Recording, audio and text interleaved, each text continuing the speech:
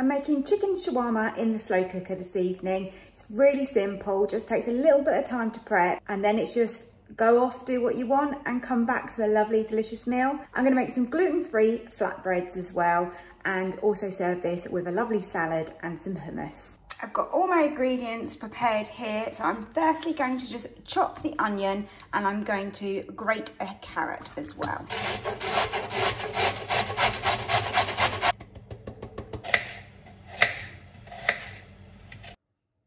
My chicken thighs are in here, and we're going to add around 2 tablespoons of olive oil. I've got the juice of a lime here. Spread that over. A teaspoon of oregano. Lots of cumins going in here. 1.5 tablespoons. And now paprika. This is the smoked one I'm using. And we want 1.5 tablespoons again. It's going to have loads of flavour. A tablespoon of turmeric, ground coriander, a teaspoon of that, and then cayenne pepper, just around 1/2 teaspoon, and a teaspoon of garlic paste. We need to mix this and get this fully coated before we pop it in the slow cooker. That's ready to go, fully coated. It's gonna taste so good. I've put this in the slow cooker. This is going to go on high for about 4 hours, and then I'll check it. You could do it longer on low. It was just what suited me today, really. I'm going to serve this later with some homemade gluten-free flatbreads, which are really budget friendly, and also some salad. I'm making gluten-free flatbreads, which I'm going to put in a dry pan, and they will cook.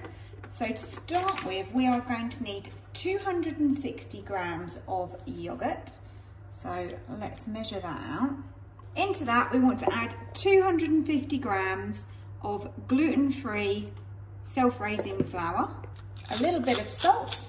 I like to mix this to start with, and then I'll get my hands in, get dirty, get kneading this to make it into the perfect dough. With these flatbreads, you can also make them into garlic style naans if you prefer. So afterwards you could brush them with some garlic oil. That would be really tasty. You can obviously leave them completely plain. You could add some coriander. It's quite a sticky dough, so we're gonna need a little bit more flour on our work surface in a minute, just to make sure that doesn't stick and that we can actually form that into a dough. I've added a tiny little bit more flour onto my surface, and I'm just kneading this, and I think that is starting to look pretty good now. All we need to do is cut this into portions and then roll them out so that we can pop them in the pan. My first flatbread is in the pan. Just turn that over, and it's looking good. You'll notice that there's no oil, just literally a hot pan. The easiest way that I found to roll these out was to put them on a little bit of parchment paper. That way you can just toss them in the pan like that. Once it's been in there for sort of 30 seconds or so, it's much easier to then remove this like so. Obviously you will get a little bit of residue, but it's much easier because they are quite sticky. I'm so impressed with how this chicken has turned out. So moist still, but it's just flaking apart. Absolutely gorgeous. Then in here, I've got my warm gluten-free breads that I've made. They are looking, and I have tasted. I did a little taste, they're good. And then I've got some salad, I've got some hummus, and I've got some sriracha and peronaise to serve with it if you want it. I think this is going to be a lovely dinner.